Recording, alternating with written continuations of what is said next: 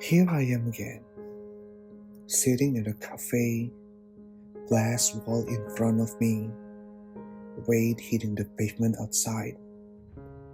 The reflections shimmer on the wet ground, swirled gently by the wind.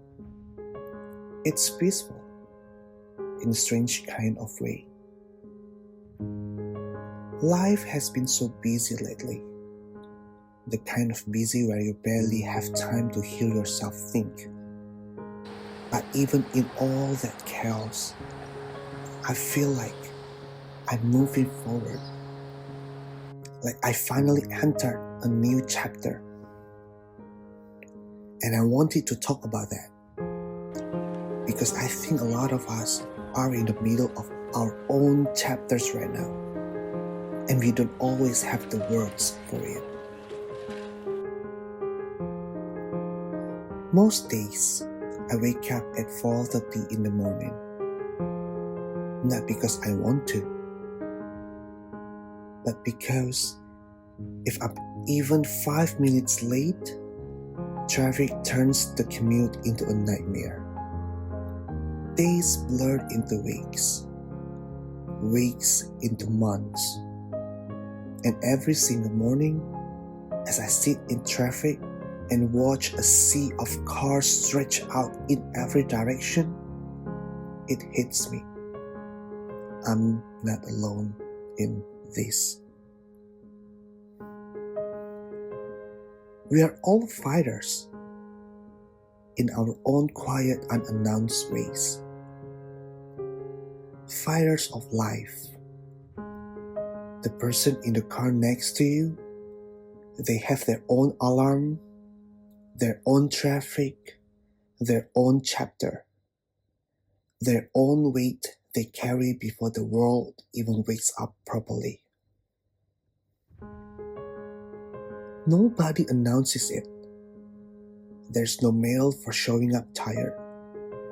No certificate for keeping it together when things feel messy. But you do it anyway. We do it anyway. I'll be honest with you.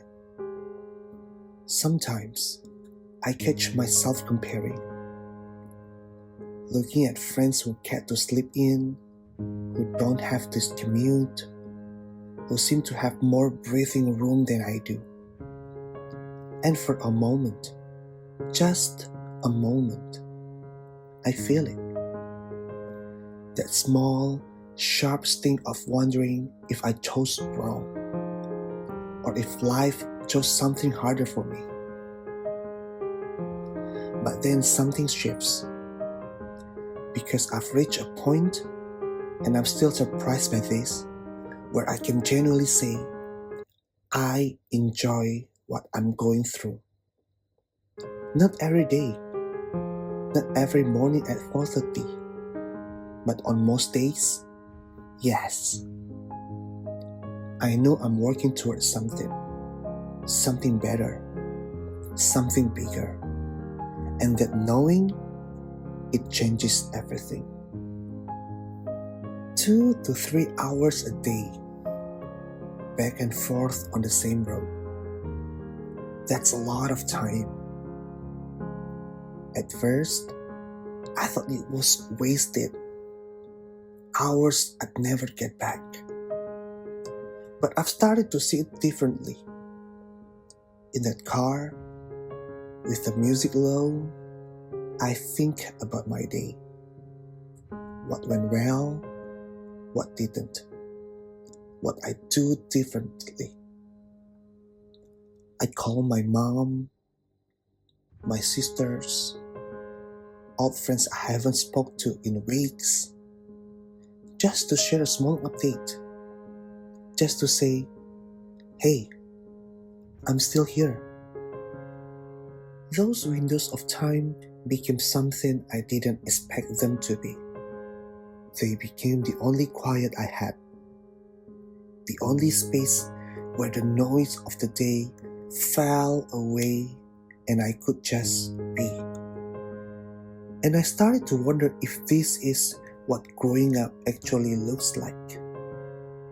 Not the dramatic milestones, not the flashy achievements, but this, the quiet, repetitive routines, the same route, the same alarm, the same road, and yet something inside you is slowly, steadily changing.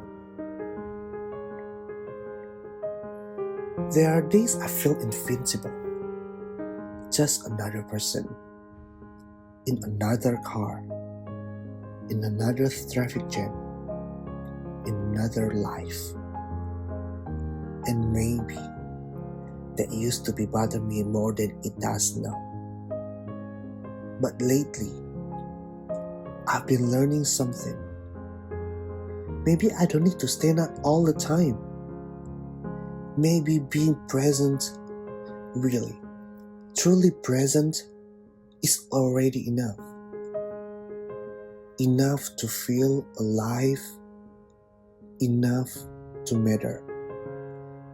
It's funny how clarity finds you in the smallest things. A warm drink on a rainy day, a text from someone you haven't heard from in a while, a passing smile from a stranger who doesn't even know they gave it to you.